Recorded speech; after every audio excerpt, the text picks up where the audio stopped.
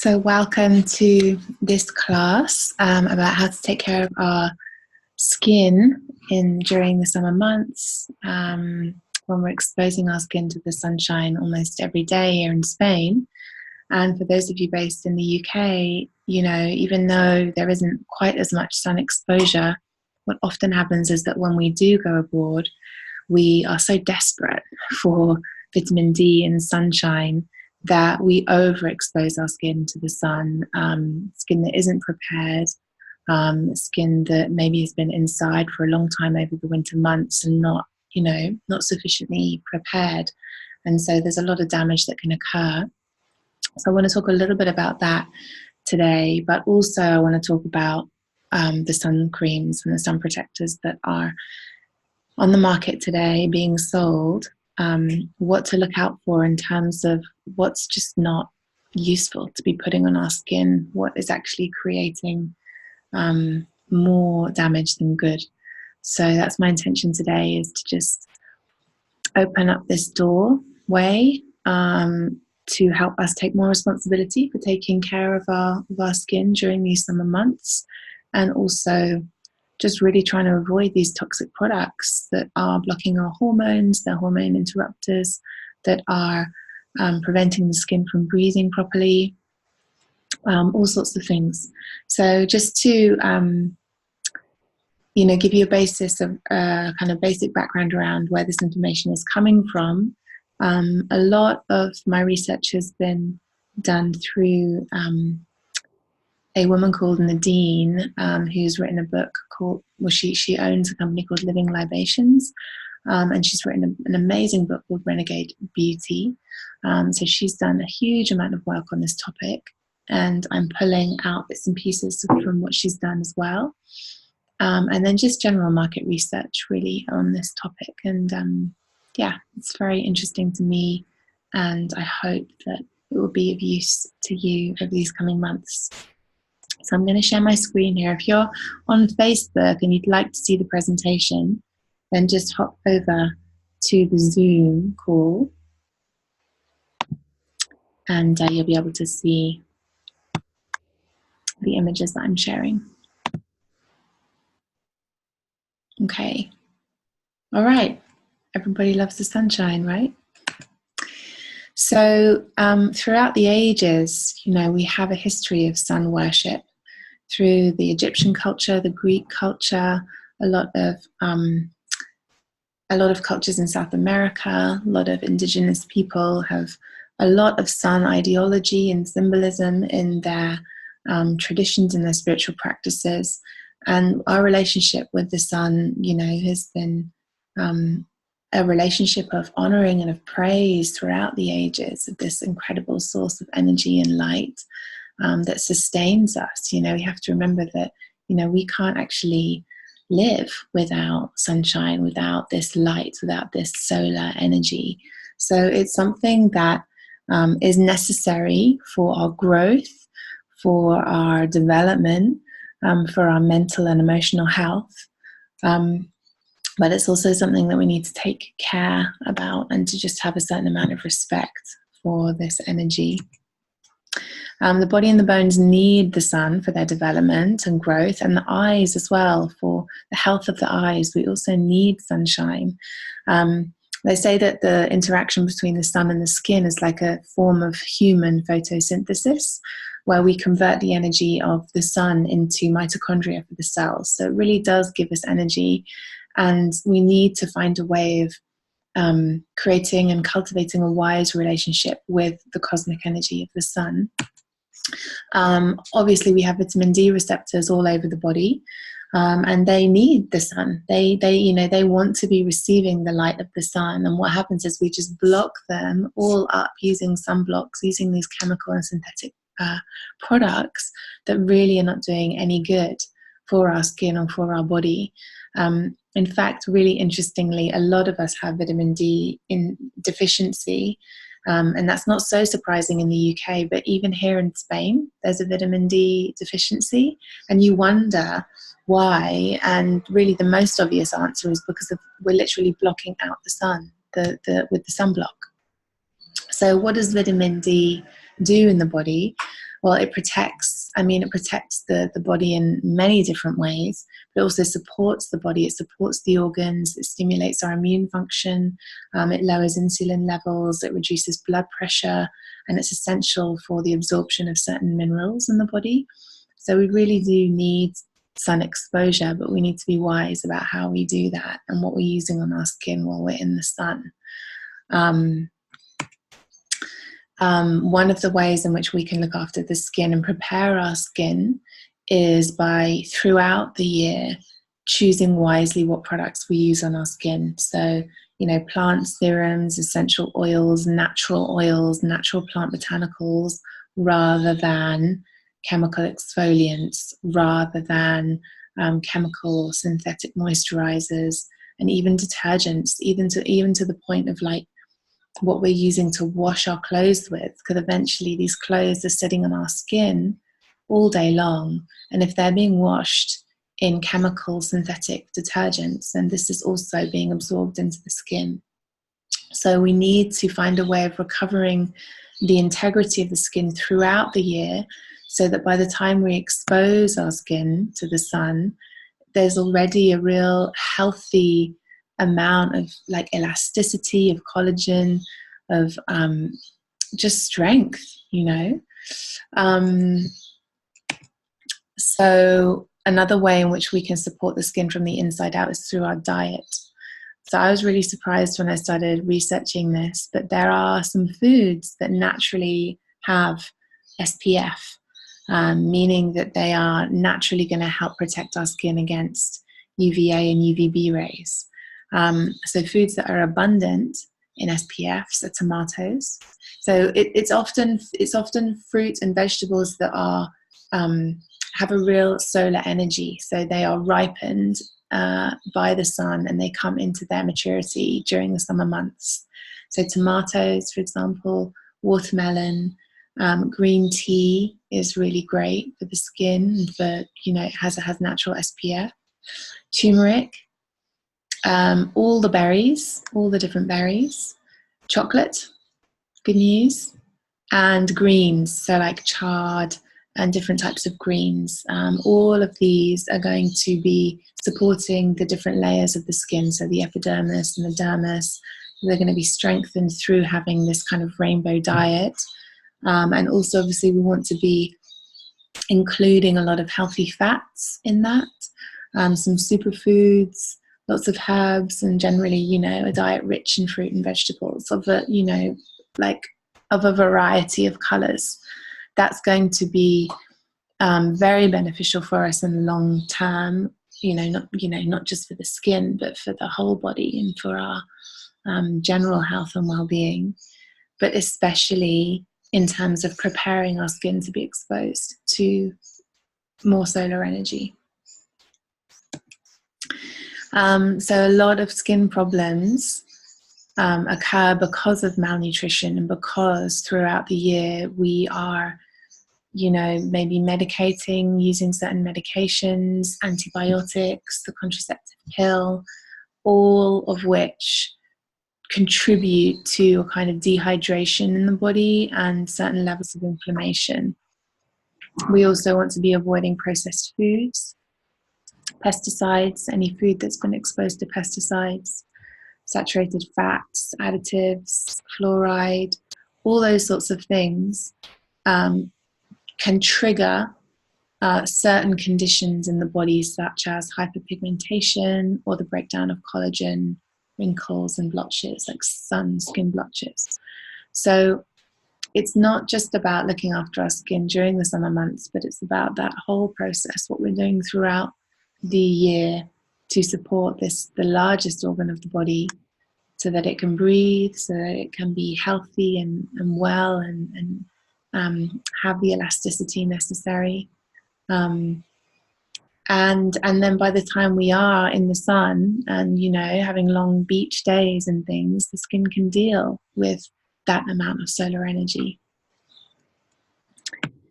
So some of the things we need to look out for when we are looking for sun creams, sun blocks, you know, there are some certain ingredients that we really need to be the kind of bigger warnings. You know, luckily now there are a lot of natural sun protective lotions in the market which use zinc oxide or titanium dioxide as the sun protective factor. So that those two minerals are going to be helping to, you know, protect the skin naturally.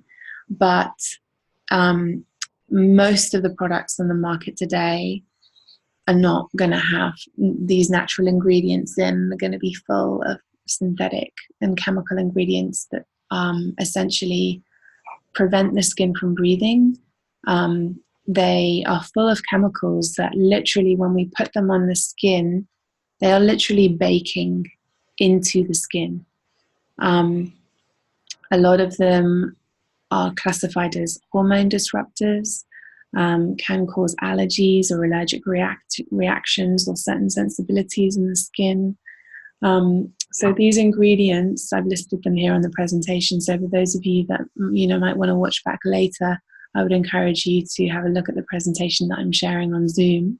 But the ingredients we want to really look out for are oxybenzone, octisalate, octocrylene. Okay, all of these ingredients are listed on the presentation.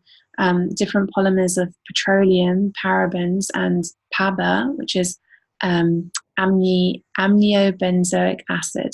Okay, so a lot of these ingredients, amongst others, you're going to be finding in general sun cream, sunblock lotions that are on the market today, and these are the ones that we really want to look out for and avoid. Okay, look for zinc oxide and titanium dioxide as the active ingredient in natural sunblocks. And if you're seeing anything else in there that isn't, you know, that has a funny name like that, then you want to be avoiding it. So there are lots of natural ways in which we can protect the skin, a lot of natural oils and essential oils and minerals that we can use instead of sunblocks, instead of sun creams, or to make up our own. Okay, so I've listed a few here. Different oils that have been known to have natural SPFs are raspberry seed extract, sea buckthorn oil, coconut oil, so fractionated coconut oil, avocado oil, carrot seed oil, tamanu, in Spanish I think it's called calofilo, and pomegranate oil. I'm not going to tell you the grade or the factor, the SPF of each one of these, because it's debatable. But all of them are between about 4 and up to 30 SPF, okay? But when you start to begin to look online, there are lots of different figures being thrown around, so I don't feel like I can really give you anything certain. But know that all of these oils that I've just listed do carry a certain amount of SPF. Now, when you add that with one of the minerals, whether it's zinc oxide or titanium dioxide, you're creating a really great sunblock, okay, a really great sun lotion that is going to protect your skin. And I've been using this now for the last 2 years, and you know, my skin is super sensitive and white, and, you know, I need protection, and these work absolutely fine for me. In Spain, you can get a lot of these ingredients from a shop called Crema Caseras, or Cremas Caseras, which is online.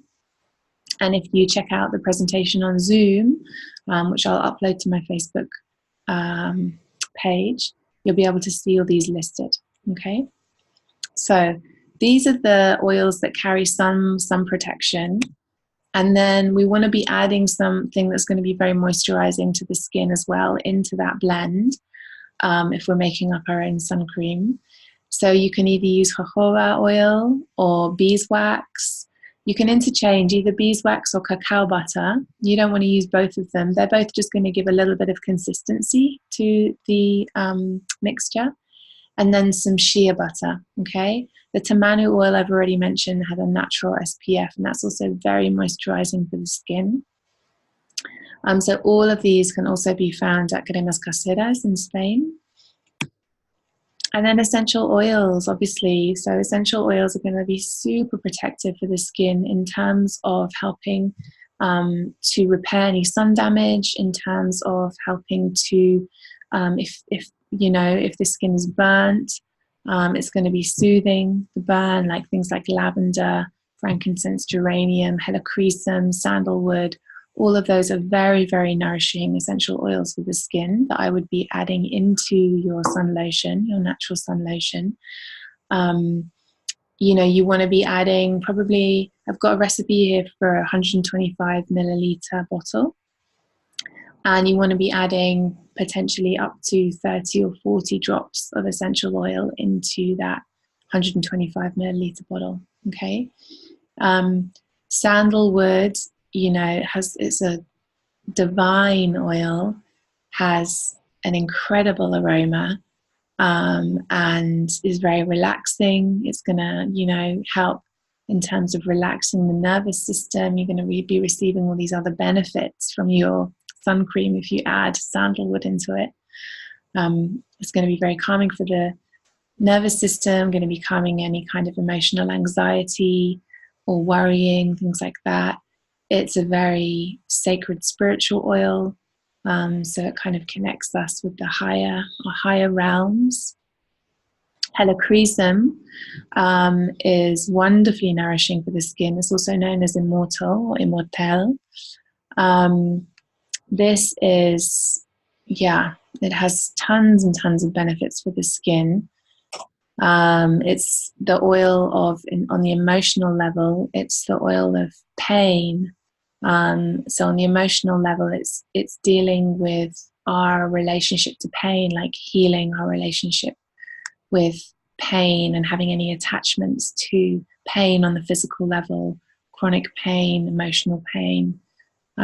It's a real healer in that sense.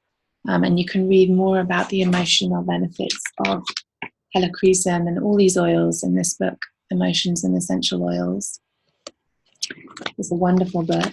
I'll just read a little bit more about helichrysum for you, just so you have more of an idea. So it's an amazing healer of pain, helichrysum. It aids the walking wounded, those with a history of difficult life circumstances, trauma, self-destruction, loss, or abuse. It gives strength and endurance to the wounded soul who must keep on living despite past difficulties. Helichrysum has a powerful relationship with the light of the sun. It imbues joy and hope for living. It takes hurt souls by the hand, guiding them through life's difficulties. Helichrysum offers hope to people that feel like they can't be healed.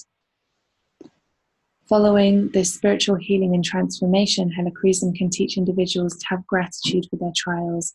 It helps them to see that what has resulted from their trials has been a spiritual rebirth. Just as the phoenix dies and rises from the ashes, so might an individual be raised from their turmoil. So it's a really powerful oil, helichrysum, very powerful relationship with the sun, with the solar energy. So I would definitely be adding this into your blend. Then lavender has been known for many, many years, centuries even, to have wonderful healing effects on the skin. Frankincense as well, it's wonderful for wrinkles, for any kind of fine lines, for like skin blotches, sun blotches, and geranium as well. So these are all my suggestions to add into your sun lotion. And then there's a recipe that I wanted to share with you. What I'll do for those of you that are watching live on Facebook, what I would suggest is that you hop over, or you watch the replay so you can see the images of the presentation and you can see the recipe here, and I'll take a screenshot of it and put that up as well. But basically it's including some moisturizing oils, some oils that have a natural SPF. So we've got jojoba, we've got raspberry seed extract, we've got tamano oil. Then for the consistency, we've got shea butter and beeswax. Carrot seed extract and sea buckthorn oil are also included, which are high in SPF. And then zinc oxide. Okay, and that is going to be the active ingredient that's going to really protect you from anything like being burnt, basically. And really, the main thing is, like we always say, is just to stay out of the sun during the kind of peak hours between midday and 4, really, here in Spain. And to cover up, you know, to have your umbrella with you, to just be wise, about that energy. It's a strong, strong energy, the sun, and we want to be harmonizing ourselves with it, and not completely, you know, overdoing it, really.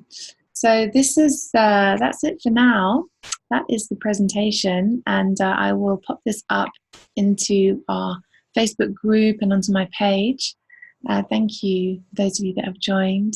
Thank you for being here, and I hope it's been useful. I hope it's been inspiring for you. And any questions, just pop them in the chat, or pop them in the comments underneath this video. We'll be in touch soon. Thank you.